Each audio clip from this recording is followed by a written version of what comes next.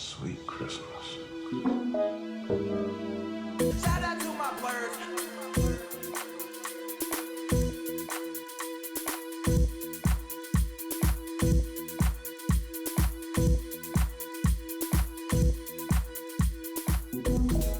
Hello, hello, hello. This is Che. And this is Cory. And this is the Next Time On podcast, a podcast where two lifelong friends discuss all things amazing and all things fetid in popular culture. It'd be like if Lily James and David Harbour, instead of forming the most unlikely Hollywood relationship of all time, did slightly less LSD and started the greatest podcast in the history of time. Is that fair, Cory? I want to do LSD with David Harbour. I don't think. Here's the thing. I don't think that was an option. I didn't know that was an option. David Harbour does LSD. This is my point. I don't understand what David Harbour and Lily James, who is a certified wild woman, talk about. Because David Harbour looks like he likes to drink whiskey by the fire with a good book, and Lily James likes to pass out at music festivals. I fucking love Lily James. Don't get it twisted. Anyone else in the podcast, I'm a big fan, but I don't understand what those two people do on the weekends. Wait, okay, never mind. I was confused. I googled her because I wasn't entirely positive on who it was. I just kept on seeing Sebastian Stan in her, so I'm like, oh, is she dating Sebastian Stan? No, she's like married to. Oh no. Are you thinking about Lily Allen? I am thinking Lily Allen. I'm bugging. Okay. I got the name wrong. My Yeah, fault. I remember you mentioned Lily Allen. I'm like, that's a weird combination. And then I forgot. Lily and I'm James like, is the girl from Cinderella. My fault. There you go. So I don't think they. I don't. Is that the favorite reference you think most people have for Lily James, or is it I don't know. I Baby didn't know who the Driver? fuck. I did not know who Lily James was. I had to Google her by name. I'm not sure. My who that apologies is. to both Lily James and Lily Allen. And David Harbour. Just we got to apologize to all I don't three think I of them. need to apologize to David Harbour in this one. You know what? White men need more apologies directed at them. Not from me. You can apologize to all the white men. I'm good on that. I thought about maybe we should do this again, but fuck it. Who gives a shit? It's on you. This isn't on me. Also, I corrected you. It's not. If this was like a British movie podcast, it'd be more embarrassing that I mistake Lily James for Lily Allen. Would you listen to a British movie podcast? Corey, pretty much the only music I've listened to for the last month is UK garage. So There's something wrong with you. I don't. Okay, don't to talk the regular to me. person. I can't hear you over my Shy FX music blasting in my headphones right now. Oh my god. I fucking love UK music. UK jazz. Let's just go. Let's go into the podcast. You don't want to talk about UK jazz anymore. I don't know UK jazz. Okay. If you have made it this far into the podcast, which is a disaster earlier on than normal, don't forget to rate us 5 stars, which is an odd request to make at this point. But it really helps us out. It really helps people find us. All that good stuff. Also, very importantly, if you're listening to us on Spotify, you can now rate us 5 stars on Spotify, which we deserve, despite the fact that, once again, I mistook 2, I'm sure, very lovely white ladies for each other. My apologies. Woof. What an introduction for us. Also, you can follow us at the Next Time On Pod on Twitter. Please, if you just want to tweet us any questions or whatever, like if Che says some stupid shit, if you say some stupid shit and be like, at Next Time On Pod, Che, what's the difference between these two white women? Just do that. You can do that. You can just do that forever. Corey's trying to get me fucking canceled. I'm just trying to get as much activity as possible. That's all. Che, keep tweeting about Pennyworth. I tweeted one thing that was like excited for people to discover the insanity that is Pennyworth now that's on HBO Max, and it's our most popular tweet ever. That sincerely sucks. Which is not saying a lot because nobody looks at our Twitter. We don't tweet, fair yeah, enough, yeah. But I didn't realize that show had like this weird cult following. 2 of the pages that liked it were like Pennyworth fans Brazil and like Pennyworth fans Eastern Europe. Like 2 different Pennyworth fan Twitters. Maybe that's what we should just become. We should just become a Pennyworth podcast. Let's just get, we were supposed to do an evil podcast that never got off the ground, but Not because of me. I'm fully prepared for the evil podcast. This is why we need a Patreon, because if we had a Patreon and people paid enough money, I would do an evil podcast with you where we just talk about 1 episode per Let's podcast. be clear. If there's a Patreon podcast, it will only be for my Lily Allen content.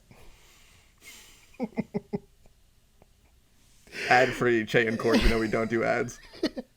One day, maybe. Also, Go check We out wanna sell nexttimeon.net. It's where all of our archive podcasts, all of our writing, all that good stuff is. And last but not least, the YouTube channel, which is linked in the description below. And you can see this amazing podcast in full 1080p. I was going to say 4K, but it's not in 4K. It's not in 4K. Don't get it twisted. But you can see our beautiful faces and watch Cory look exasperated while I talk about really everything. Everything I talk about exasperates Cory. It's amazing. A little bit, yeah. I think that's kind of become the podcast. And last but not least, before we jump into it, the book club and the Curse of the Rewatch for this week are as follows. Far Sector by N.K. Jemisin, which will be coming maybe in a couple weeks. But next episode is Four Brothers by John Singleton. I don't know why I said Jean, like he's French. John Singleton, the late, great John Singleton. We will be talking about this Andre 3000 vehicle. You can watch it.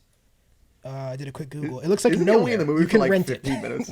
I would actually love to do like the time amount that each of the brothers are on screen. I'm pretty sure Andre 3000 is on the movie for like 10 minutes. Oh, Andre 3000 is not. If He's you not look a at the character. billing, I mean, this might be also because he's probably less famous at this point, but the billing goes as follows, as you'd expect. Mark Wahlberg, number one. But then, weirdly, and this is this is like, I think one of the first things he's in, Garrett Hedlund is 2. This is before That feels racist. Tron, which is, I love Tron, but I'm like, I don't remember Tron. Corey, do you want to start a Sonic the Hedgehog thing again? I love how Tron looks, and I love the Daft Punk soundtrack.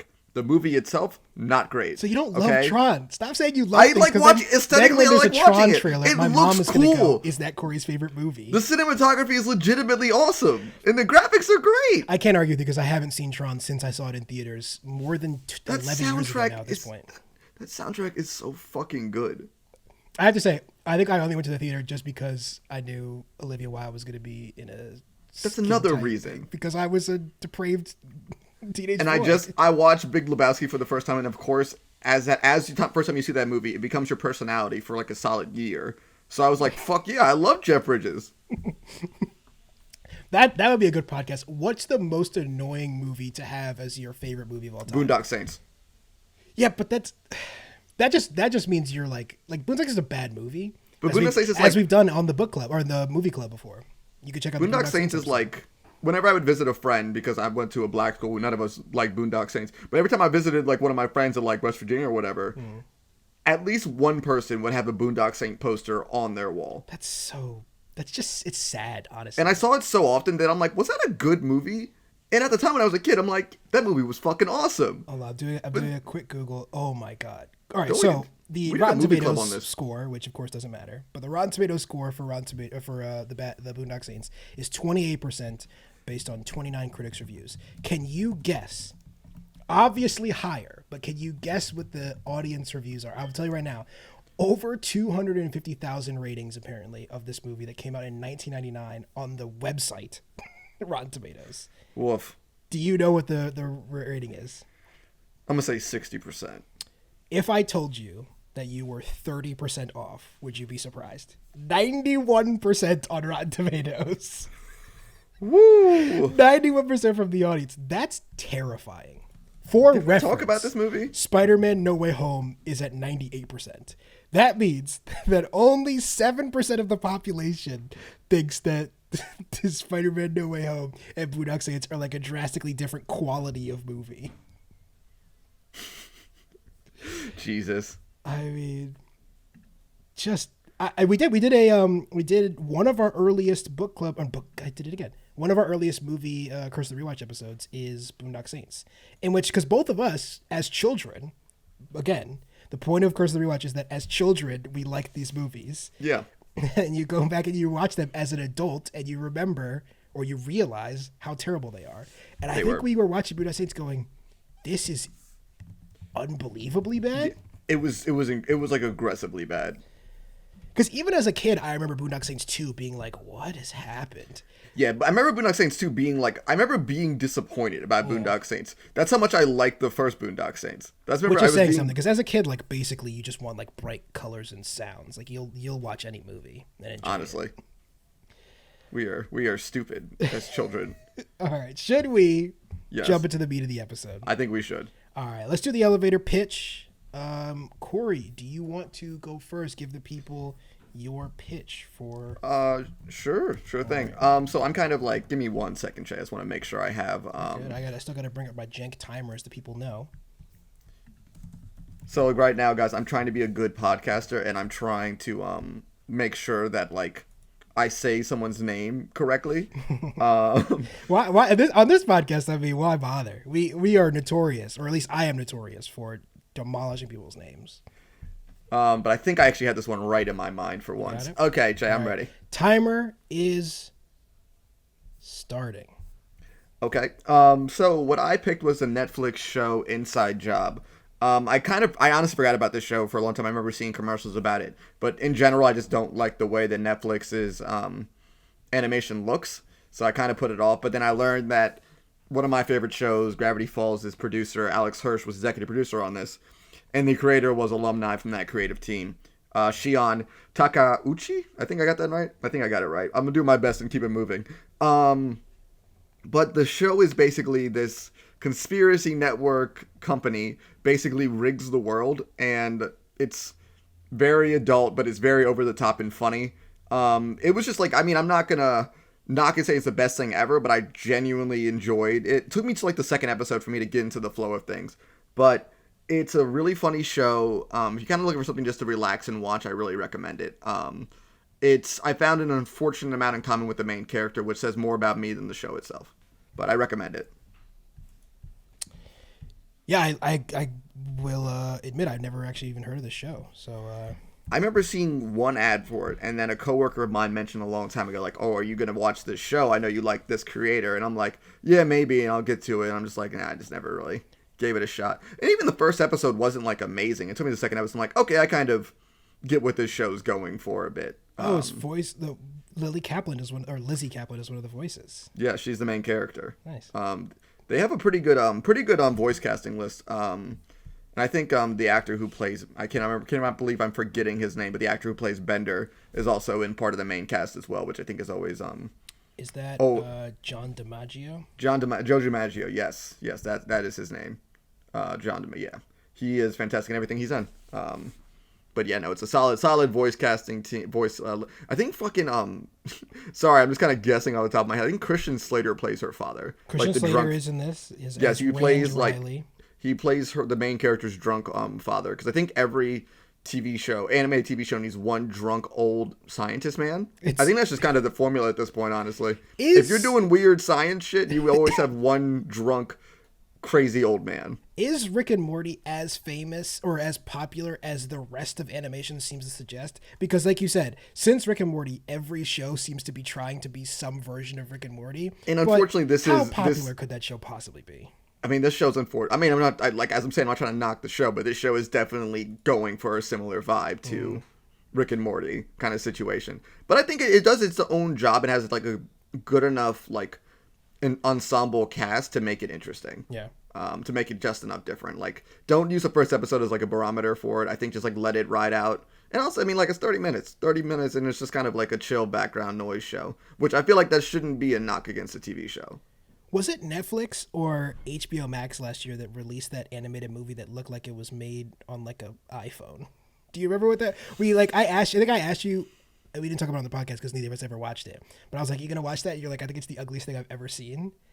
I don't remember what that was. Maybe I just blocked it out of my memory, but okay. In the break, I will do some Googling and try to remember what it is. I'm sure somebody listening to this can remember what I'm talking about. But I think like it's funny. I think like you're right though. Animation to me is if I don't like the way that it looks. Yeah. I'm not gonna it's gonna very much like hold me back on watching it. It's like the I didn't like watching a movie that's like the camera, like shaky camera or something. Yeah. Like I mean, I didn't like the character models in Bob's Burgers until someone like forced me to watch the clip of Tina just slowly running into a car.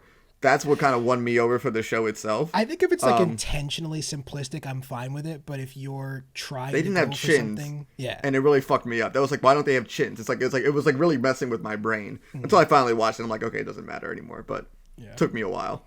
Yeah. But Che, okay, give me your pitch. All right, my elevator pitch is also a show, not on Netflix. This one is on the very popular, I'm sure, streaming platform Peacock. So I'm putting a minute on the clock and go. The show I'm pitching is Wolf Like Me, starring Josh Gad and Isla Fisher. I know. Don't check out on me just yet. Basically, it is a show where Isla Fisher is, I guess, a werewolf. It's not really a spoiler. It's in the title of the show. But falls in love with Josh Gad, who is delivering like a pretty legit dramatic performance. An actor who I basically have never enjoyed in almost anything. I find him to be... I love Frozen. Sorry. I find him to be pretty tedious. I can't say I've ever seen Frozen, so I won't speak to that. But in this, he's pretty good. He has some moments where he's turning it on a little too much. I'm just sort of fascinated this show even exists. It's two Americans in Australia. Obviously, it's set and shot in Australia because of the pandemic. But why they pick these two Americans, I don't know. I'm having a really good time watching it. It's not the best thing on TV right now by any stretch, but it is fun. So that's my. I think that's kind of what we both went. Warm pitch for. I think we have the weirdest pitch. It wasn't like, yeah, no, this is like good. Well, I don't want to it's weird if I'm like, no, hey, have you guys heard No. of Ozark, or like you guys want to watch Euphoria? It's like, yeah, these people watching this have heard of these shows. Listen, no, I completely get it. I completely get it. When like I should be watching like an HBO like show that I definitely should be watching. It's definitely not called Succession. I'm watching this like cartoon show because like sometimes I'm like, listen, my brain's like half on right now. I worked a long ass time. I do not have time to like enjoy this art. That's why Wolf Like Me is pretty perfect. I was gonna wonder. When I saw that Josh Gad was in it, I was like, wait a second. In my mind, it's like, is he Australian? I just had no idea he was Australian. I do also love that they accents. sort of don't. They have like one conversation where they both address why two Americans are in Australia, and then they don't bother with it anymore. That's fine. Whatever. Yeah, it's much better than if they had tried to make Josh Gad and Isla Fisher both do Australian accents. That would have been a tough hang, I'm sure. Although maybe they're both virtuoso voice workers. I don't know. All right, let's move on to the first main topic. It's only 17 minutes to the podcast, and we're doing our first topic of the podcast.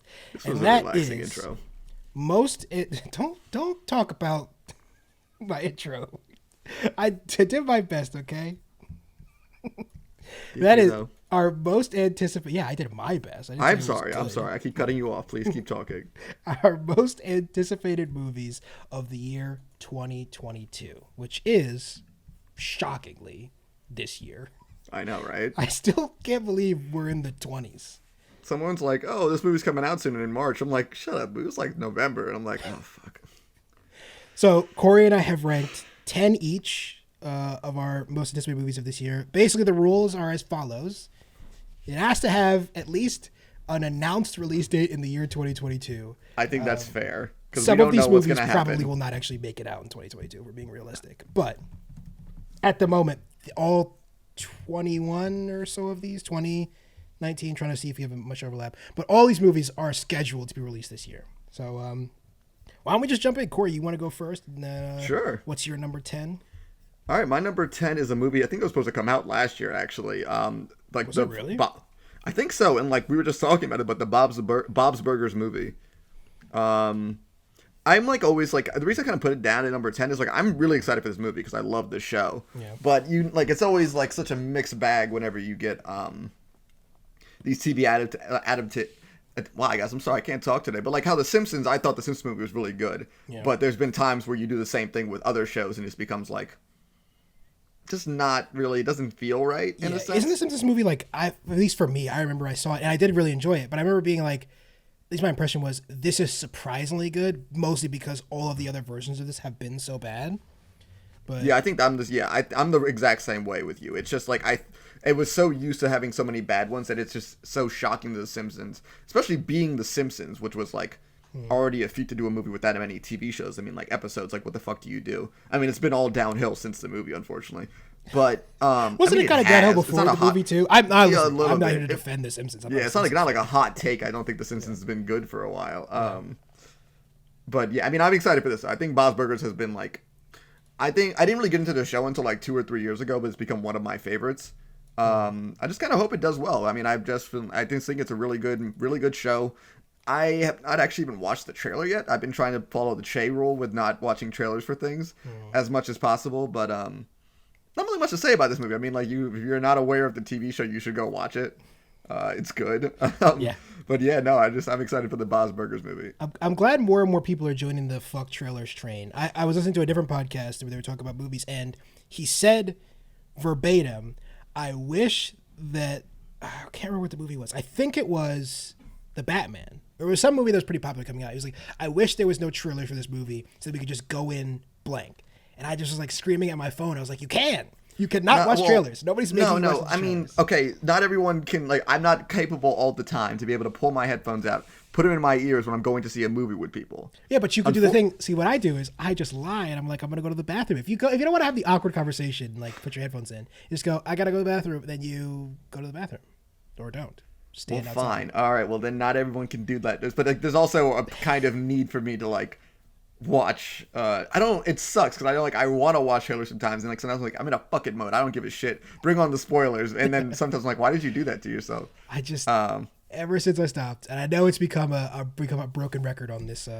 Well, the problem is that we do this podcast where we talk about movies stuff like that, and just Che hasn't watched the trailers. Well, so that's why I was happy to do it. I find that the news surrounding trailers is my least favorite form of entertainment news. That's very fair, Che, but on a meta note for a podcast, people fucking love that shit. Yeah, but why?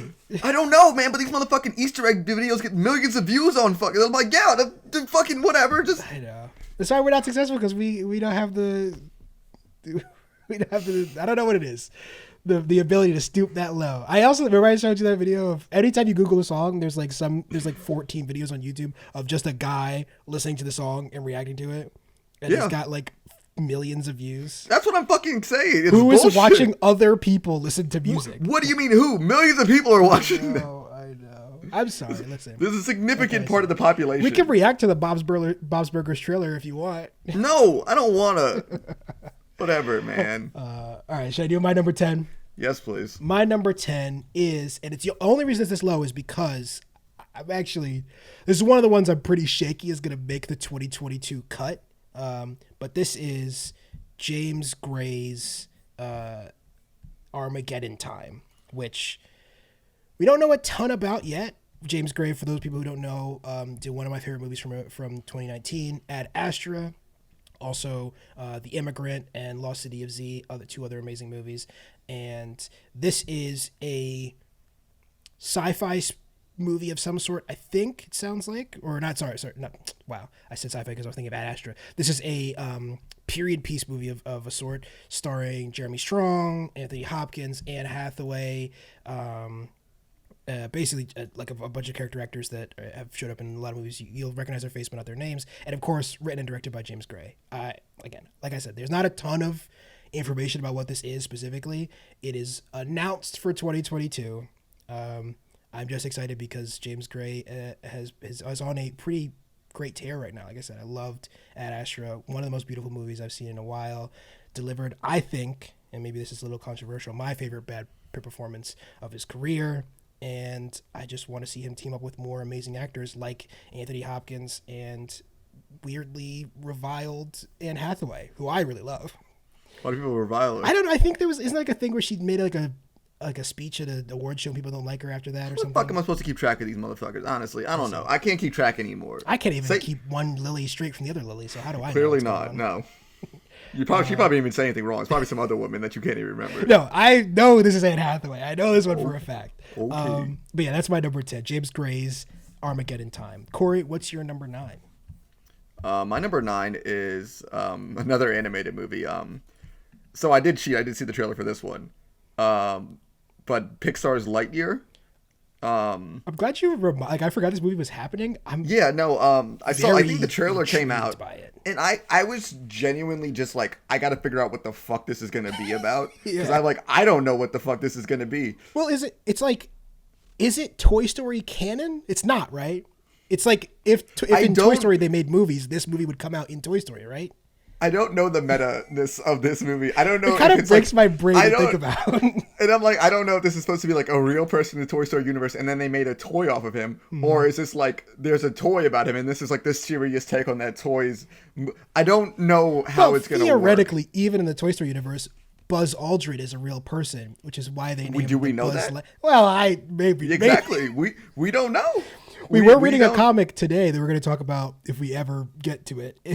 We were reading a comic where they recast La La Land in a panel, but it just La La Land still exists, but it's starring Michael B. Jordan and Emma Watson. Maybe that's what they did in Toy Story. That might be exactly what it is. Is that instead of Buzz Aldrin, there just is Buzz Lightyear? Yeah, it's just Buzz Light. But I don't. So it looks like a very like sci-fi like. It's like confusing. I mean, like the trailer stuff was very, very pretty, and it looked like some kind of like Pixar's like first like this is just a spaceship kind of like sci-fi movie, and it just visuals were just really, really well done. I mean, it's Pixar, so it shouldn't surprise me by now, but I didn't expect this to be like the Lightyear movie that they were gonna make. To me, I want to see it. I just want to see how cool it would look on the big screen. Well, Disney will probably fuck it over by putting it straight on Disney Plus. That would really. This movie looks like one of those like Interstellar. That's what I was my mind was like. It looks like Interstellar if it was animated, but with Pixar, you can't tell when it's animated sometimes. Yeah. So it's like. What's the Red Panda movie that's coming out that they just fucked over? I think it's like calling Being Red or something like that. Yeah. I did see the trailer for that. That does look interesting. I almost put that one on my list. It looks fun. But I mean, I like Pixar movies whenever I remember to watch them. Yeah. I haven't seen Luca. I don't even like him as a basketball player. All right, Che, what's your number 9? My number 9. I guess these are all personal. Like, what are we anticipated for? But I feel like I'm unlike all the other ones, which I think are pretty popular. This is very much in the minority. I'm a big fan of John McDonough, who is I think Irish descendant, but London-born filmmaker who I think most famously did The Guard in 2011, also The Cavalry, which I also love, and then War on Everyone, which is not as good, but he has a movie coming out in this year, which I think will officially, because I think it was at some festivals last year, so technically it's a 2021 movie. But it's called The Forgiven. It is based on a Lawrence Osborne book that I have not read, but weirdly, even before I knew this movie existed, I just started reading his 2020 book, The Glass Kingdom. So far, I'm enjoying it. So hopefully, this movie is, also based on a great book. Starring Jessica Chastain, Ralph Fiennes, Matt Smith, and Caleb Landry Jones. So another stellar cast in this one. Very excited to see this. I just think McDonough makes pretty just uniquely visually unique movies that he's not like James Gray where he's really flashy and stylistic, but he shoots sort of normal everyday characters in a way that I don't think many other people do. I'm just always excited to see what he does with characters. I mean, this was the first movie of his that I'm really genuinely excited for that isn't starring a mostly English Irish cast. Obviously his partnership with Brendan Gleeson is probably his most successful to date. But yeah, I think this should be a lot of fun. So that's my number 9. Very cool. I'm excited. That sounds good though. Yeah. Have you seen The Guard? I think you'd really like The Guard if you haven't seen it before. I haven't seen The Guard, but I mean, I'm down to see it. I mean, honestly, I got to watch more shit. Yeah, Brandon Gleeson and Don Cheadle just being fuck boys for a whole movie. I love both of them, so absolutely. Yeah. I'm gonna do my number 8 is Robert Eggers' The Northman. So you can definitely help me talk about this one though. Director of The Witch and The Lighthouse. I guess this is his third movie in the you said trilogy? The trilogy, yeah. Fair enough. I honestly didn't think about it like that at all, but that's fair enough. I have not. I saw the trailer for this, and it's fucking metal as shit. Because I was going to see Macbeth, and it came on before Macbeth. Oh, did it really? Yeah, and it was just wasn't the same energy going into Macbeth, but no, Macbeth very sort of quiet, reserved. This movie seems like it's gonna be Stellan Skarsgård slamming his head against rocks for a whole movie. And I am 100% about that. Sorry, not Stellan Skarsgård. Alexander Skarsgård. The other Same. Skarsgård. You know what My we're apologies. talking about.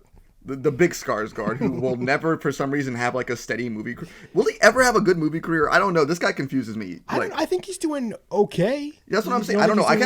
I expected him to do like, I don't know, better. I don't know why I expect that out of him. He had a nice run on Succession this last year, and I think it's going to be. Oh, was he in Succession? Yeah, he's going to be a pretty big character in the season going forward. I would assume. That's good. So I like him as an actor, so that's good to hear. But this movie looks fucking metal. There's not really much better than that. I just think I'm excited to see some A24 gruesome Viking fighting. Very, very spoiler. This is my number one. This is my most anticipated movie of this year. I just like nerd shit, guys. So you know, I like Eggers a lot. Obviously, this cast, like we said, Alex Skarsgård, Anya Taylor-Joy, Ethan Hawke, Nicole Kidman, Willem Dafoe, Ralph Ineson, Hafthor Bjornsson, also known as the Hound. Sorry, not the Hound. The Mountain. The Mountain. This movie is going to be insane. Bjork is in it for some reason. Not as excited about that, but whatever. It's for the name. That's what fair enough. And it's it looks very different than other Eggers movies, like The Lighthouse and The Witch. Both The Witch more classically horror than The Lighthouse, but both sort of horror elements and not at all high octane action the way that this one looks. But I'm very excited to see what he does with this style of movie. And like we both said, we're both big Alexander Skarsgård fans. So I don't remember where I read it when I was looking up this movie like a while ago, but like apparently this is supposed to be the story that Hamlet's based off of. Like this is like I didn't know that. So yeah, apparently this is like Hamlet's supposed to be based off of this like Viking legend or something like that. Okay. I didn't know that Hamlet was based off of Viking legend. I don't know which one it is, but I think it's this one. I feel like I read that somewhere. I don't remember where I read it, but yeah. No, I'm fucking excited for that. Be prepared for a lot of patricide, I guess. Oh, a lot of patricide. Hell yes. Che, what's your number 8? My number 8 is Maria Schrader's She Said. This is another one that's I think probably the cast will draw a lot of eyes, but I don't know if a lot of people are familiar with Maria Schrader's work. She did one of my favorite movies from last year, I'm Your Man, which is this sort of interesting, weird, quirky sort of dramedy, for lack of a better word, about what love looks like in the android world. What woman gets is like beta testing an android lover, and it's just a fascinating look at what life looks like in that scenario. She Said, I will not, again, don't know a lot about it except for I love Maria Schrader's work, and it stars Carey Mulligan, Zoe Kazan, Andre Braugher, Adam Shapiro, and some other just great faces, great names. I think this movie, just based on the cast alone, would be amazing, but also a screenplay by Rebecca, gonna fuck this name up, I already know, Lenkowitz, I think, who you got it, I think, wrote Colette, which I'm a big fan of, and also did a couple of the episodes from Small Axe, or she's credited as the lead writer in the writer's room. I don't really know exactly how much input she had on it, but again, love Small Axe, love Colette. So the team behind this movie should be amazing, and I'm really excited for it. So that's my number 8, Maria Schrader's She Said. Corey, what's your number 7? My number 7 is going to go into one of those things I don't really know much about yet, but Black Panther: Wakanda Forever, the sequel to Black Panther. I don't know. It's on your list because I have to say I'm excited to go back. I'm excited to go back to the world, and I know even though we're missing Chadwick, unfortunately, I trust Coogler. So I'm just excited to I trusted Coogler and I trust MCU, but I just don't know how this movie's. I'm tentatively excited the same way that you are, but I don't know how you can make this movie good. That's what I'm scared for. We were saying that about another Marvel movie, and we were both like, okay, and that worked. And I don't remember what exactly it was, and it might have been WandaVision, but I can't remember exactly what it was. Are you sure it wasn't Eternals, and then we were kind of right?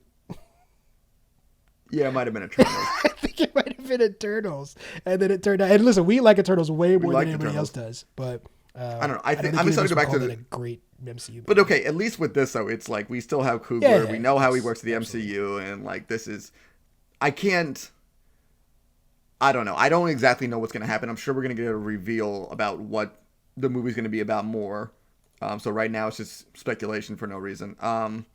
But I don't know. I mean, I'm still excited to go back to this world. Yeah. I was just going through movies this year, and I'm like, am I excited for this? I almost left it off my list, but I realized that I've been wanting a follow-up to these characters in the MCU rather than the little glimpses we've gotten during the Avengers films. I kind of want to just go back to Wakanda and just hang out there for 2 to 3 hours. But yeah, no.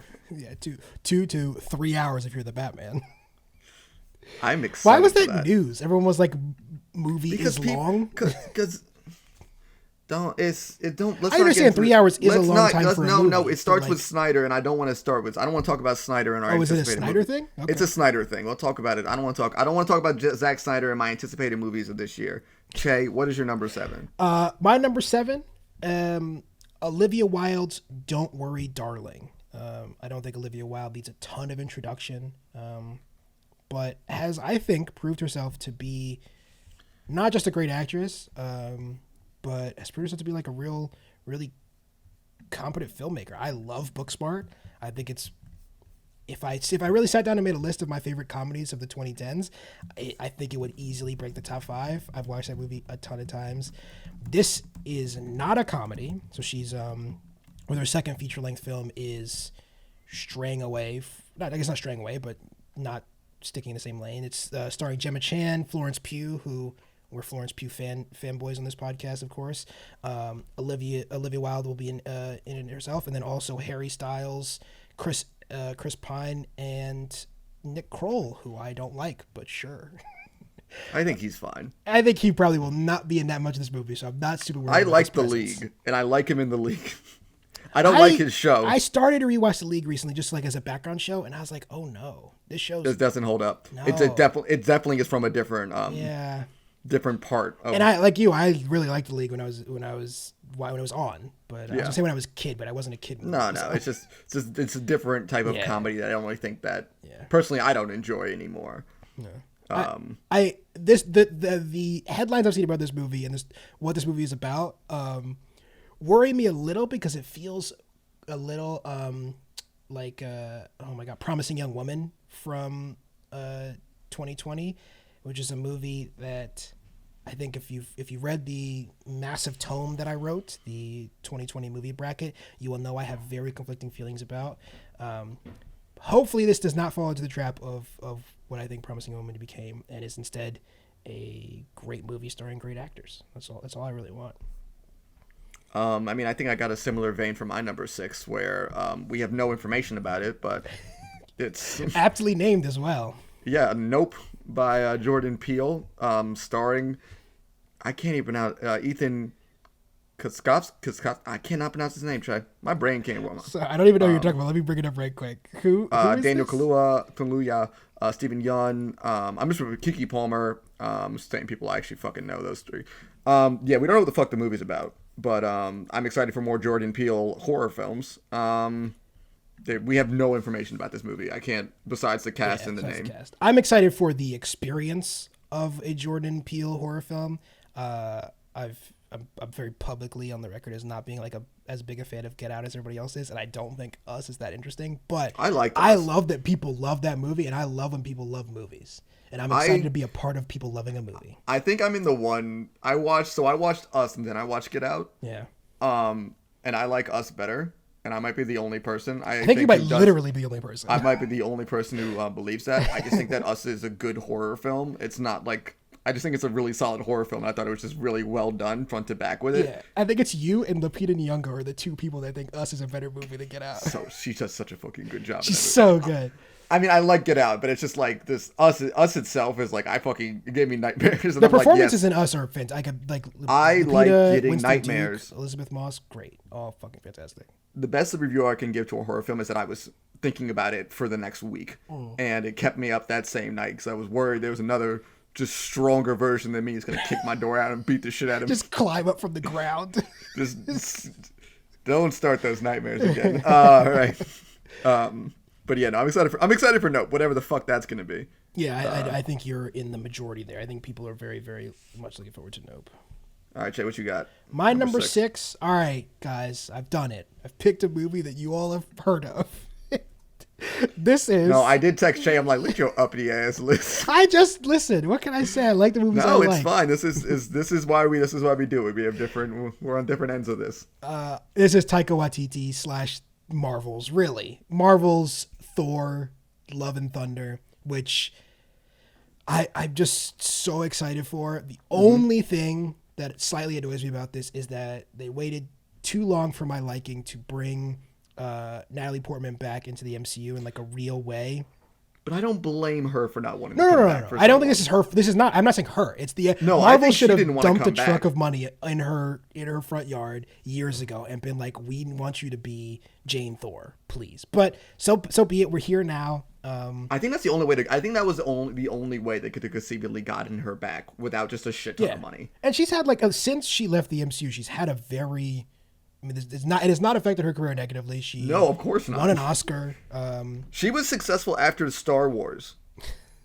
Honestly, I think she's the only person that comes out of Star Wars. Like, I know everybody loves Ewan McGregor, and I love Ewan McGregor too, but I don't think anybody thinks of Ewan McGregor's time in the Star Wars universe that positively. But for some reason, Natalie Portman. There's a large. No, part we of don't the talk internet. about prequel people who like the prequels. They're not people. I don't know. What Stop they are. pissing people off. Stop. Just Fuck them all, Stop. Come on. Jesus Christ. We can't take swings at every fan base. I can and I will. I can and I have. No, but I'm really excited for this movie. It should be a lot of. And also, Taika Waititi is just. I mean, to date has not missed yet. So I don't see this being the one that. I don't want to speak for you, but I think this is like one of the first times you were very excited to talk about a superhero comic on this podcast was the Jane Thor run. Yeah, I love the Jane Thor run. Just like if you guys have I think I talked about it when it ended. Jason Aaron's Thor run was just so good, and the Jane Foster character that he built up throughout that run was fantastic. I am so excited to see what they're gonna do with Jane Foster, Jane Thor in this upcoming. Of course they're gonna fucking do it, but I'm excited to see what their plan is for her character in this movie. If this feels anything like Thor Ragnarok did, just like comedy wise and everything, the idea of there are some beats they could really go into in this one that could really make it. I don't want to spoil the comics, but there's like this could get a little bit. I'm interested to see if they're gonna approach it like that. I think they will, right? I think the Jane Foster Thor run is so beloved, and for was years and years, would show up on everybody's year-end list for best comics. I think it's so beloved. It'd be a weird move to ignore one of the bigger parts of her character as it. It's not like the Eternals comics, which we're we like, but are not massively celebrated. You don't have to hold it, but the Jane Thor one is recent enough, and a lot of it's one of the best examples of modern superheroes where you can talk about and have these characters legacy character, have them deal with some real world shit while also doing superhero stuff. It's I love that. I love it when they can do that. I mean, that's why Peter Parker works out so well, because he's Spider-Man, but he also used to deal with real world problems. And Jane Foster's was a lot of the things they dealt back and forth just worked out so well. And the character progression they used for Thor in the Marvel comics, I think her part in that was so important as well. I'm really interested to see what they can accomplish in this. I'm just all around. I want to see. Yeah. My prediction for this movie though, if they do coincide with the Guardians of the Galaxy, the next one, I'm expecting just a weird 80s workout montage, very akin to Rocky and Apollo Creed with Chris Pratt and Chris Hemsworth just getting back in shape again. Really, all I want is the oiled up handshake. No, I was thinking the fucking just the Predator high five. That's all I need in the beginning of that movie. Then he just fucks off back. I don't know what it's one of those things I want to see the trailer because I want to know what the fuck they're doing with it. But I don't know. I trust them. It's gonna end up being shown to me I was so mad about fucking Spider-Man in No Way Home. Oh guys, I didn't know about Octopus. I didn't know about Dr. Octopus. Yeah, even that guy's he was literally everywhere. Yeah. Alfred Molina was all over the internet for a while, so that one was hard to avoid. Yeah, I mean this is spoiling the rest of my list. My most anticipated superhero movie of this year. I cannot wait. Don't worry guys. Most of my list is just superhero movies. And I'm not looking forward to. No. It's just this is listen. I know myself, and I'm I can for example, Green Knight was one of my favorite movies last year. I think I put it number 2. And I was excited for coming out. I liked the trailer. I'm I cannot wait for this movie to come out. I know it's going to be amazing. Yeah. I didn't track the release date. When it came out today, I'm like, oh, that came out. I guess I'll go see that today. And it wasn't, but there's like certain kind of buzzing feeling that I'm like, oh, I cannot fucking wait to get that. Like, I think like, well, action movies in general, but like superhero movies in particular usually. Well, I think that's my point about Nope, right? Is that it's not just we like superhero movies. We're excited to see them. That's a key part of it. That's 50% of it, though. The thing that's really exciting about when superhero movies are released is because it is kind of the last cultural experience that we have that's sort of unifying. I know there are people who hate superhero movies and don't see them, but for the most part, it feels like when a big superhero movie comes out, everyone goes to see it, and it's really exciting. And there's just not a lot of stuff like that anymore until, of course, the Game of Thrones prequel, which everyone's gonna watch and be really excited for. Yeah, I don't know. I kind of hope it is, but it won't be. Che, what you got? Yeah, my number 5 is, and this is how they were credited, so I'm just gonna go with it because I kind of like it. It's The Daniels, Everything, Everywhere, All at Once. This is brought to you by Daniel Kwan and Daniel Schneidert, who I think most famously, their most famous movie is Swiss Army Man, which is a very weird, highly recommend if you haven't seen it. It was an adventure movie with Daniel Radcliffe and Paul Dano, and it's got very Castaway vibes. If Castaway was written by like an improv group, I think. Everywhere, which makes me really excited for Everything, Everywhere, All at Once, because on paper, looking at some of the set photos I've seen and the cast of this, which is Michelle Yeoh, Jamie Lee Curtis, James Hong, Ki Huy Kwan, Stephanie Su, looks on the surface like a pretty standard martial arts sci-fi action movie, but with those two guys at the helm, also produced by A24, is going to be weird. Now, I'm really excited for how weird it's going to be. We were definitely talking about when Shang-Chi came out. It was just like, we need more kung fu movies, and it's a damn shame we don't have anymore. And then the universe listened, and then they started making them. Although I have a feeling this is not going to be like a martial arts movie in the way that a lot of martial arts movies fans want it to be, but unfortunately, as I said, I'm not going to watch trailers. I'm skimming through the trailers just to see what the fighting's going to look like. But it looks more akin to, what the fuck was that? It looks more akin to Kung Fu Hustle. It looks like and that's like not a knock at all. I love Kung Fu Hustle, but it looks like kind of like a serious Kung Fu Hustle type of vibe. Yeah, based on the previous work of the Daniels, which is just a great fucking name. I love that. This will be quirky, fun, weird, and will probably have some pretty sick action in it too. So yeah, I'm very much looking forward to this movie. Corey, what is your number 5? My number 5 is... I just looked at what it was. The Unbearable Weight of Massive Talent. I'll be honest with you, this almost made my list. It looks... And I watched the trailer for this because, as I said, I watch trailers for movies that... No, my rule, as I've already told you, Corey, I will say it again on the podcast. Look at Corey's exasperated face. I love it. My rule is I only don't watch trailers for movies I know I'm going to see already.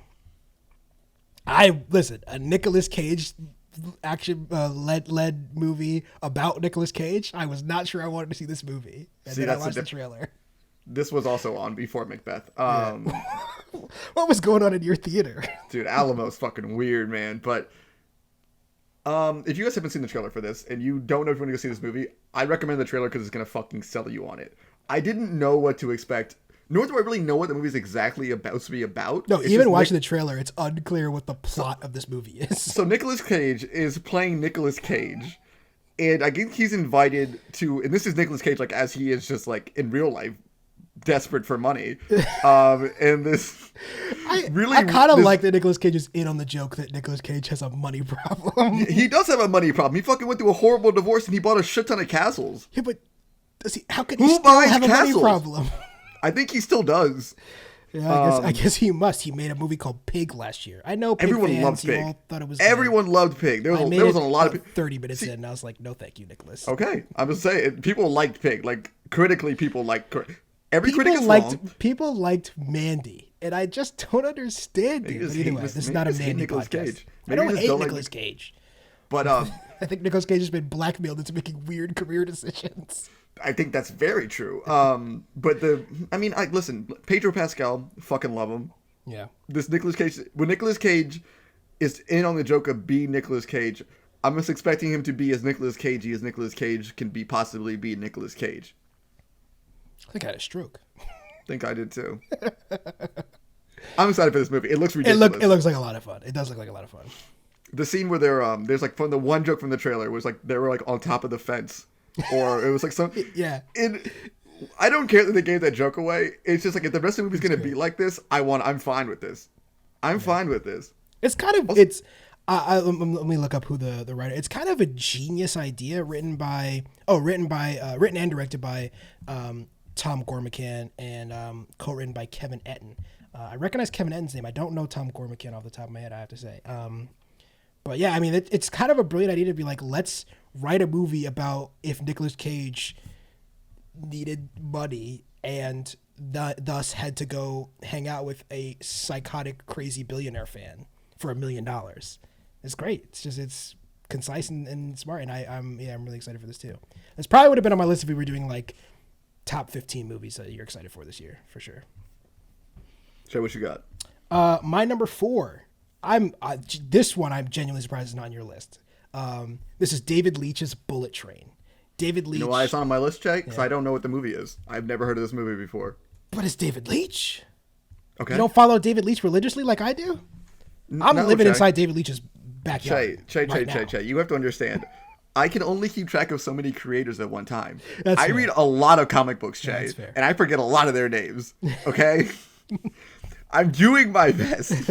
Well, David Leitch, of course, probably most famous for Deadpool 2, director of Deadpool 2, but also made a movie that I think I've made a blood pact to bring up on every episode at least once, Atomic Blonde, my favorite action movie of all time. Not ironically. Fucking love that movie. Hobbs and Shaw. Did he also do Nobody?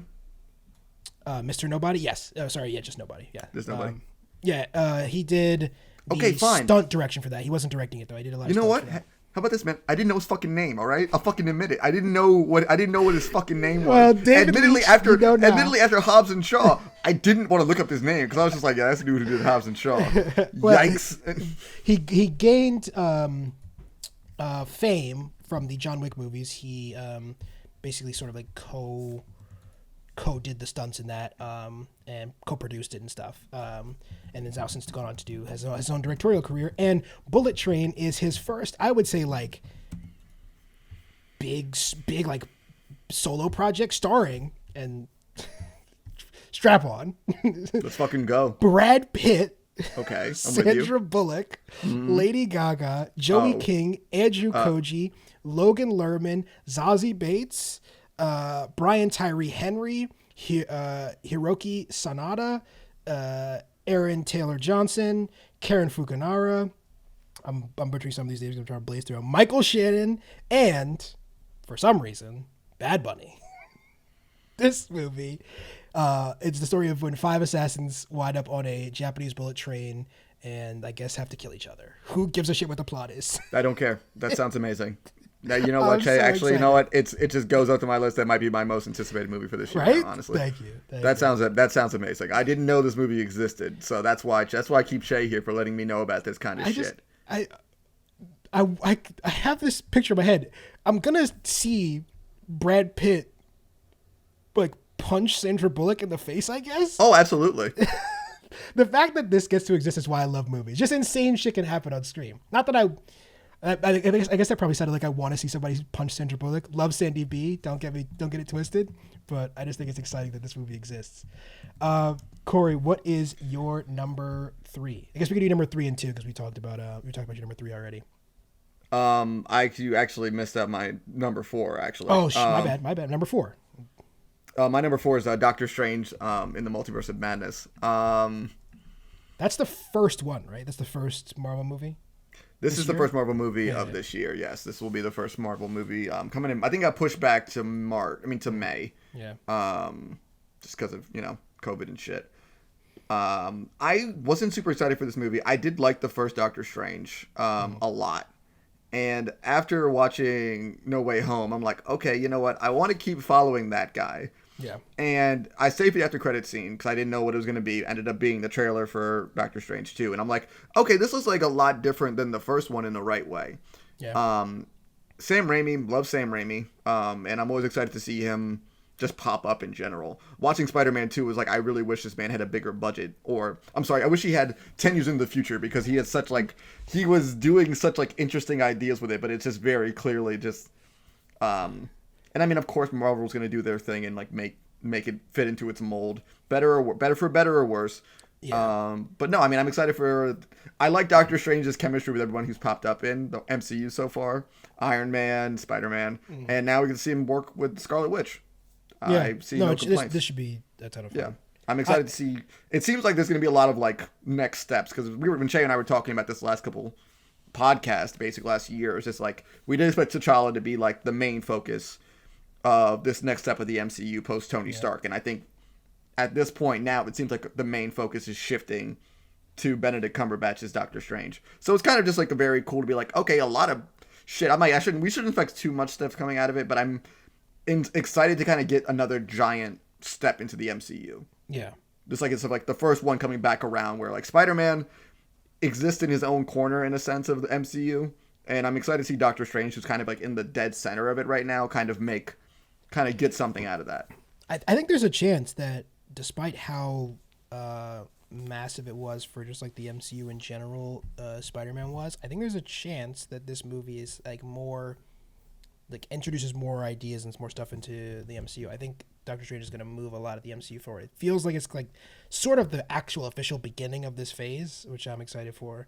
And yeah, like you said, like just watching Benedict Cumberbatch, and I like Doctor Strange, but I wouldn't have said that's the guy that I want to hang my hat on for the rest of the MCU. Not any fault to Benedict Cumberbatch, but just, you know, origin movies are tough. They are tough. But after these last few movies, I'm very excited to see this. Yeah, I like his it's an interesting personality kind of take over Tony Stark, where it's like definitely the kind of person who's like, I just know that I'm right about everything, which is just frustrating as hell to kind of deal with like with other characters.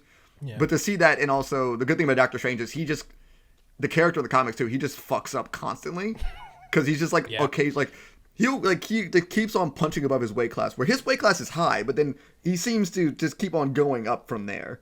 Well, currently ongoing, not. Was it currently? It might be done by now. Not very good, but it speaks to your constantly fucking up. The Death of Doctor Strange run. Oh yeah, no, it was what that also involved him fucking up to get killed. It's like there's so many, it continually fucks up just throughout comic books, but it just makes for damn interesting stories. Yeah, I mean, you spoke to like Marvel maybe stepping in and sort of screwing over Sam Raimi. Maybe not screwing over, but sort of neutering him. I think actually, weirdly, one of the best things that came out of Eternals is I think we can sort of set that worry aside, hopefully in the future. That movie looked very distinctive for director Chloe Zhao, who has a very distinctive vision. And, you know, I think the things that were wrong with that movie, as we talked about in our long conversation about we don't need to rehash it, are not because of stuff she did.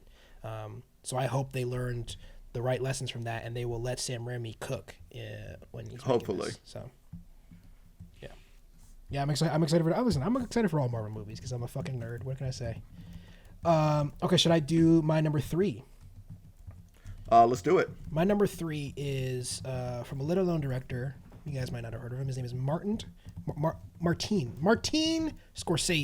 Martin Scorsese's new film, Killers of the Flower Moon, originally scheduled to come out last year. So I'm pretty confident we will see it this year. This is, I mean, it's fucking Scorsese making a Western. What can I say? It's a Western crime drama starring Leonardo DiCaprio, Robert De Niro. It sounds like Jesse Plemons is actually like the lead of this movie, so I'm excited for that. And then, of course, your boy, Brendan Fraser. So, listen, you give me more Brendan Fraser, I'm fucking there. Yeah, I mean, what do you want me to say about it? It's fucking Martin Scorsese with Brendan Fraser. Martin Scorsese and Brendan Fraser. What else do you need to know? What else do you need to hear? This keeps reminding me that I'm so behind on Doom Patrol. This keeps reminding me that I'm season 3 was I'm interested to hear your thoughts on it.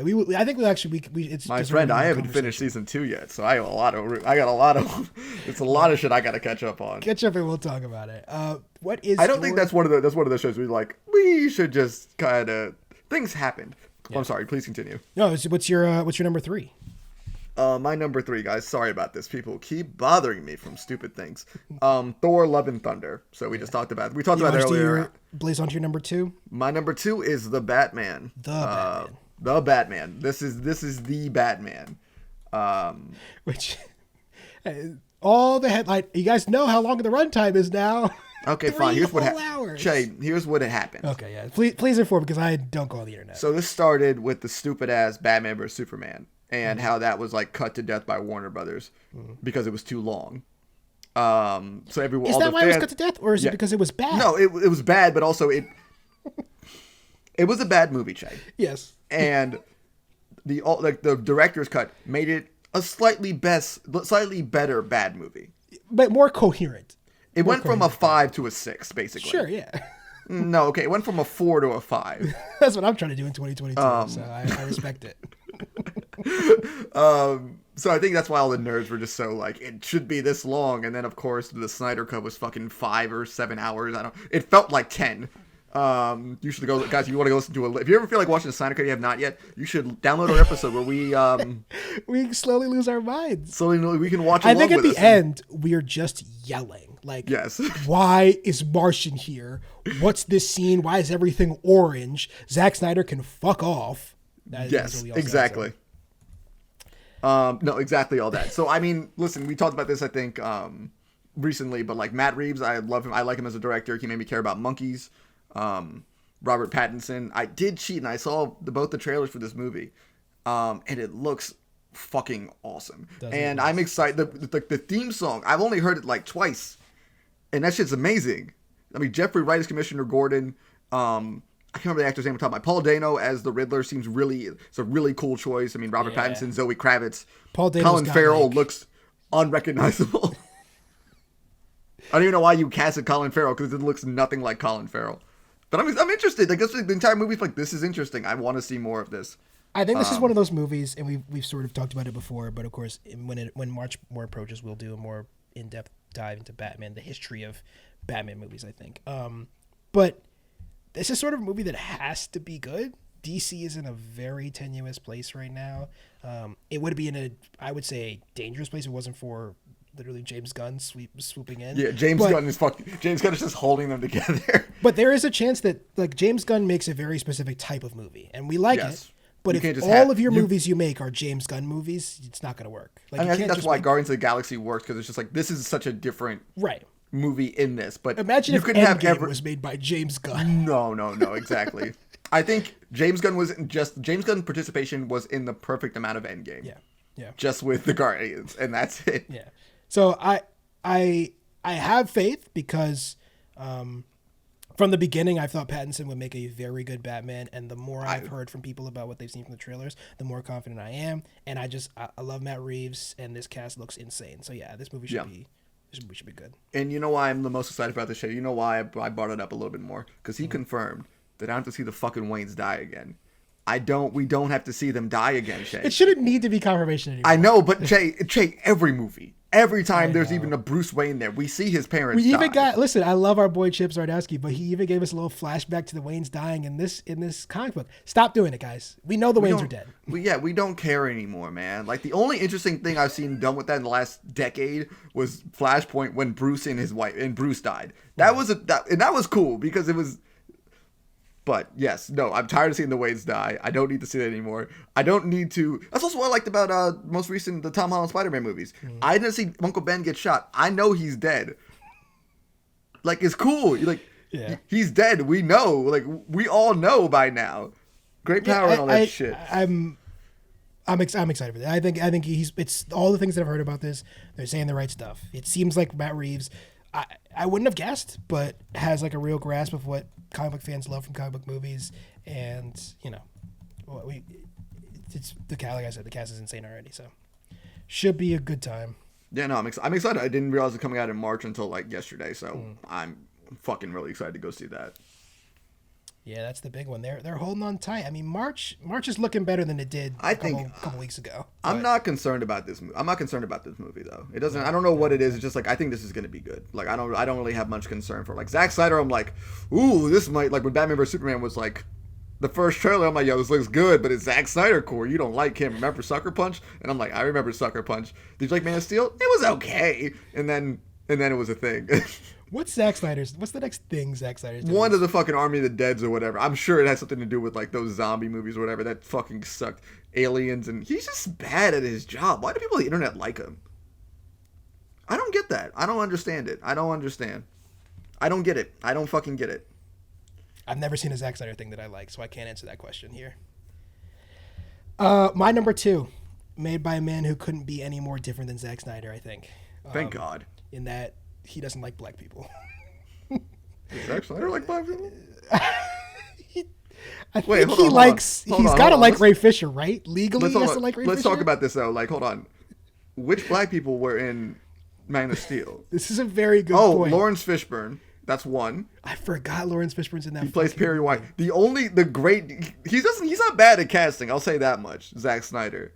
Or like is he not bad at casting? Are we sure about that? Well, okay. On one hand, we get. I mean, I know you don't like him, but as him as Batman, I like Ben Affleck as Batman. I think Henry Cavill could have been a good problem specifically. I just don't think he's that. Henry Cavill could have been a great Superman and a better writer. I think Amy Adams was a good choice for Lois Lane. Yeah. Jason Momoa, that's a very weird, but a choice that worked out. Did he cast Ezra Miller? Yeah, he did. I mean, he had to go for Justice League. It's hard to defend Ezra Miller now because he choke slams women. But I mean, I still like Ezra Miller's Flash. Listen, okay. When I first watched Justice League, I did not like him. But watching the Snyder cut, oh my god, it made me like him. Like I fucking I will say the worst. Guys, if you haven't noticed, guys, we don't. That's the only DC movie we have on our list this year. There's several other DC movies coming out this year. Aquaman, The Flash. I'm sorry, I don't know if I'll even go see them in theaters. That's how. Yeah, I don't know. I mean, I don't even. I'm gonna probably see them in theaters just because I can get free movies. But like, yeah, Black Adam, Aquaman, and The Flash have. Black Adam, I'm like intrigued by. I'm intrigued by Black Adam because I'm like just like The Rock is finally playing a superhero after being the size of a superhero for this many years. Yeah. But yeah. But yes, the worst evidence against we'll move on from this so that we don't anger any more Zack Snyder fans. It's too late now anyway. But the worst evidence against Zack Snyder is of course 300, his first big hit, that's a Boondocks thing for me.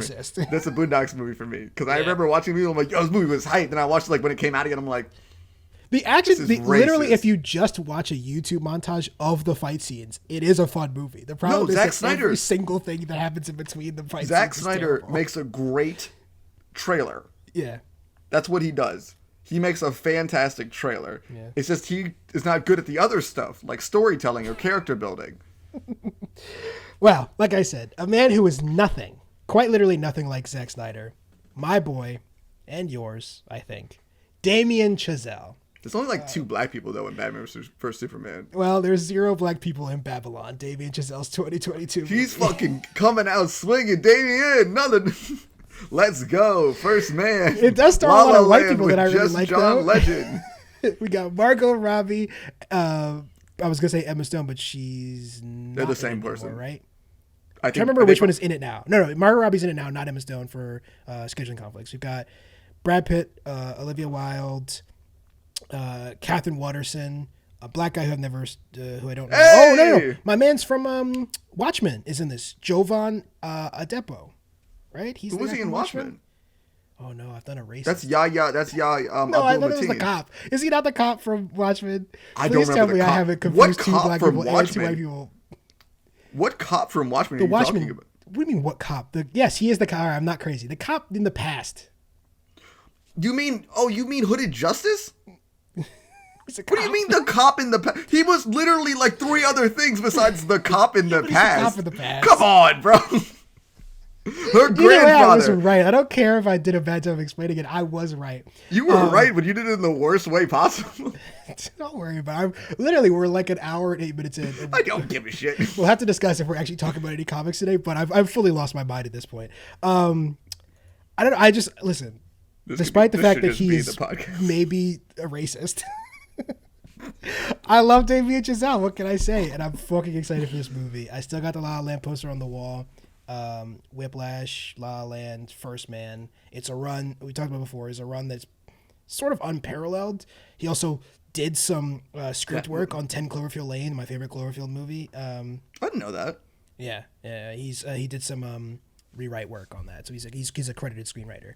I'm just until he misses, much like Taika Waititi, much like Yorgos Lanthimos, much like a lot of my favorite, like there's just guys who are on a run right now that's undeniable. No matter what they release, I will go see.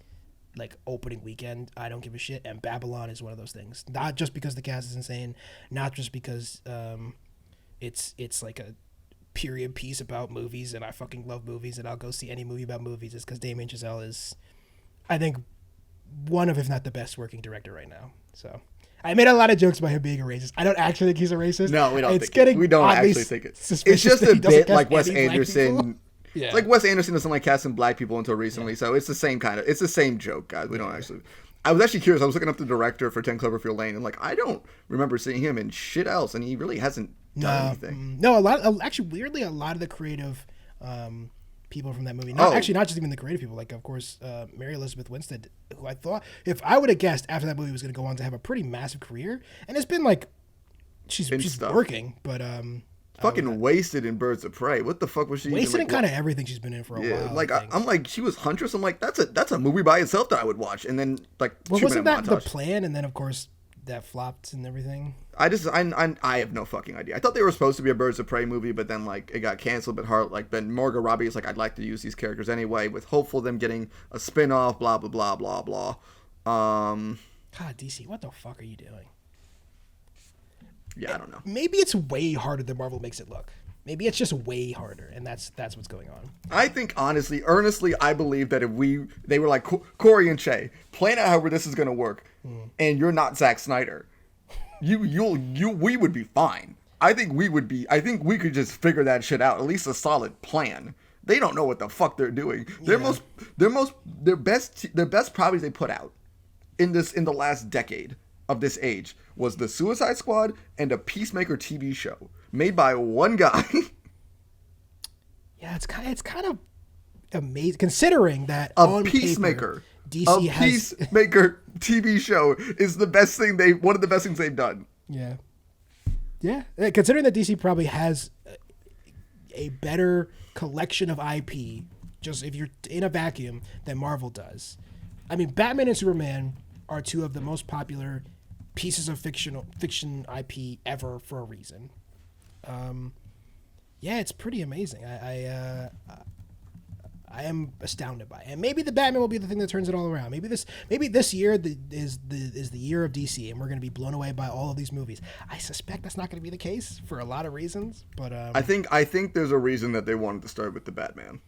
I have a feeling that like there's a reason that they wanted. I think they want to be like, oh, DC can make good movies again. We should and who knows how the Flash and Aquaman's going to turn out? It's kind of crazy to me the Flash is still happening.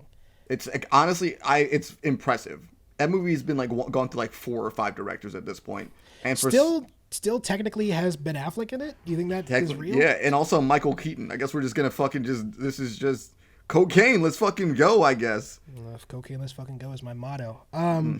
My number one is of course Robert Eggers' The Northman, which you already talked about. So I will pass it over to Corey for the last of our lists, and maybe the end of this podcast. Now that I'm looking at the time, we'll discuss it in a second. But what's your? You know what? I'm gonna call it right here. I think this should be the end of the podcast after this one, because we're gonna probably talk for at least another 5 minutes.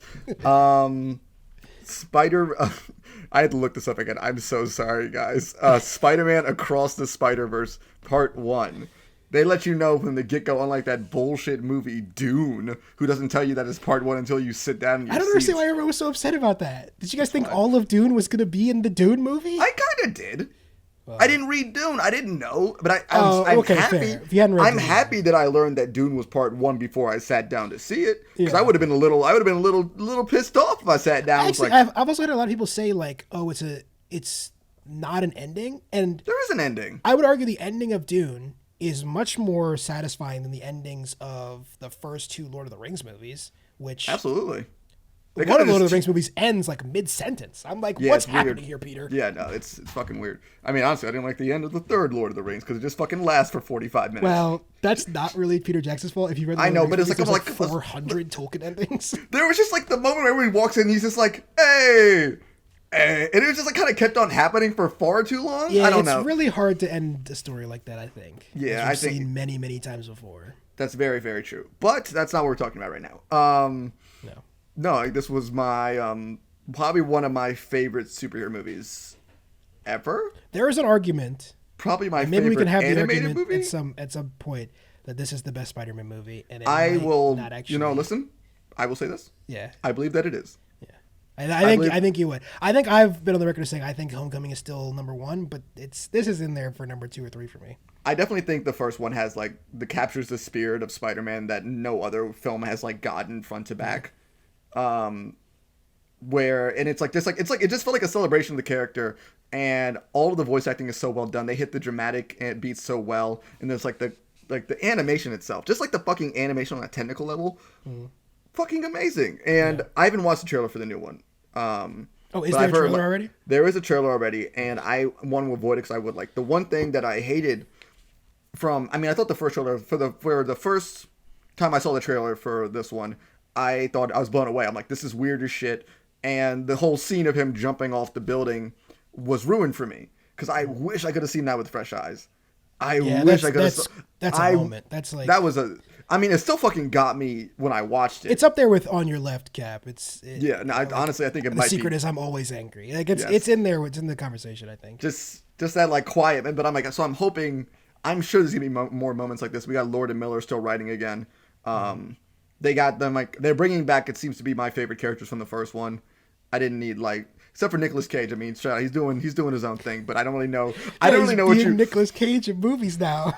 I don't really know what you could do with the other ones, but I'm glad they're bringing back Jake Johnson, Spider-Man, obviously Haley Stanfield's Gwen Stacy, and I'm glad that I forgot his name off the top of my head as Miles Morales.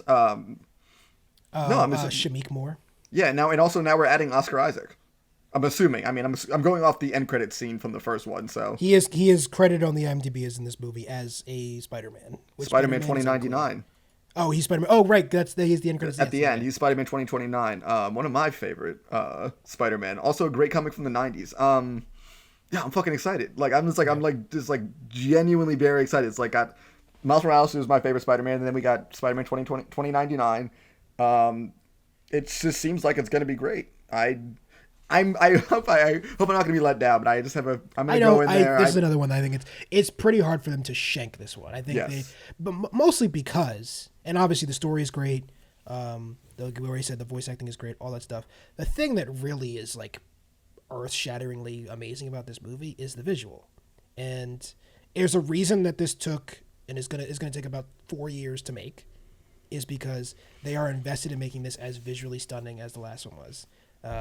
2018, which seems insane to me. That's when Spider-Verse came out. It's crazy. You just said 4 years ago, and I'm like, I came out like last year. What are you talking about? But yeah, it's because you keep watching it every weekend. No, but I'm with you. Again, if I had made a list of 15 movies, this would have been on it. I think this is probably my number 2. A movie that I like so much, I literally tattooed it onto my body because I'm a fucking insane man. Yeah, it's a fucking good movie. What can I say? It's a damn good movie. But I love that it's a two-parter too, where it somehow is doing it better than Dune. What the So I'm getting two. I will have no Dune slander on this podcast. Whoa! This is a production note against Dune. This isn't a. Listen, I got my Dune 4K in the other day. Very excited. Oh shit! I didn't even know it came out in 4K. Yeah, Fuck yeah! I gotta. Ordered that motherfucker.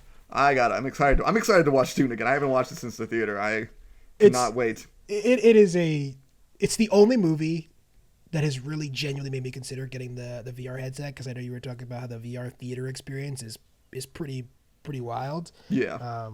Watching Dune in a VR headset might be pretty sick. I know what I'm doing tonight. But yeah, no. So we'll run down the list really quick. I'll go you do my yours. 10 through 1 and then throw it over to you. We've got I've got James Gray's Armageddon Time, John McDonough's The Forgiven, Maria Schrader's She Said, Olivia Wilde's Don't Worry, Darling, Taika Waititi's Thor, Love and Thunder, The Daniels, Everything, Everywhere, All at Once. David Leitch's Bullet Train, which Corey and we're going to see together. I'm going to figure that out. Martin Scorsese's Killer of the Flower Moon, Damien Chazelle's Babylon, and my number one most anticipated movie of 2022, Robert Eggers' The Northman. Corey, what's your list? Sure. And my list, once I can find it, guys, is number 10, The Bob's Burgers Movie. Number 9, Pixar's Lightyear. Number 8, The Northman. Number 7, Black Panther: Wakanda Forever. Number 6, Nope. Number 5, The Unbearable Weight of Massive Talent. No, that's still such a good name for a movie. It's a fucking amazing title. It's such a good movie. Number 4, Doctor Strange in the Multiverse of Madness. Number 3, Thor: Love and Thunder. 2, The Batman. And number 1, Spider-Man Across the Spider-Verse. I think the one thing that I take away from this podcast and in the making of my list is maybe because a lot of stuff was getting pushed back during the pandemic, or just because we got lucky with the dice roll. But 2022 is looking like a really good movie year. So I'm very excited. I think it was like, I can't remember if it was 2018, 2019, where it was just like the summertime was like every weekend we were going to see a movie because it was just like banger after banger after banger. And it seems like I'm going to be in the movie theater at least twice a month for the next year. And I'm like, that is my dream, ladies and gentlemen. Yeah, I'm my really dream. Excited. And I think of our list, the first is the Batman the first one. I think so. I believe so. Yes. I don't have the release dates off the top of my head. But I think for my list, I believe that the Batman is the first one because I think that was the only one I saw with like the most stuff out about it. It makes sense. Usually January and February are pretty quiet new movie wise because we're getting the re-releases for the Oscar movies and stuff. I think I just saw the first Batman floating head poster, which means it's getting close to it. Gotta love those floating head posters, ladies and gentlemen. You gotta see those actors' faces. Listen, that's why people go to the fucking movies, honestly, so I get it. That sucks. A reminder again before we close out that next episode, if you are watching along, which usually I say don't, but I think this one will be interesting to remind yourself of what's going on. The Curse of the Rewatch, our next episode is going to be John Singleton's Four Brothers.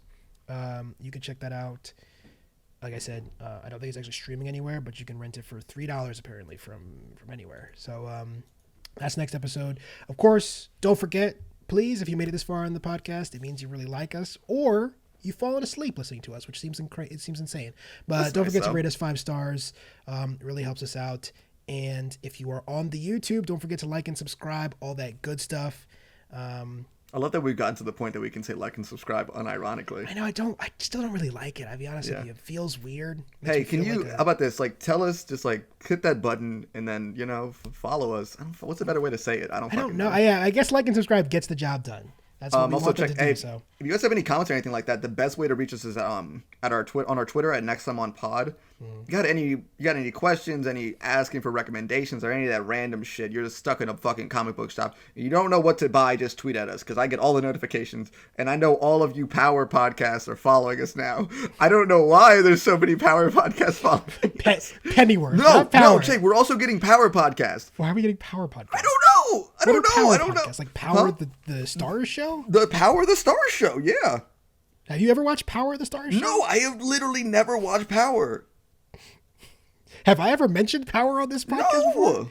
Very weird. But hey, listen, we appreciate you guys checking us out. Yeah, we really appreciate you. Sorry, guys. It's just a little weird. Why is a Pennyworth tweet? Never mind. All right. People fucking love Pennyworth, man. Well, I've been Che. I've been Corey. We'll see you guys next time. Bye.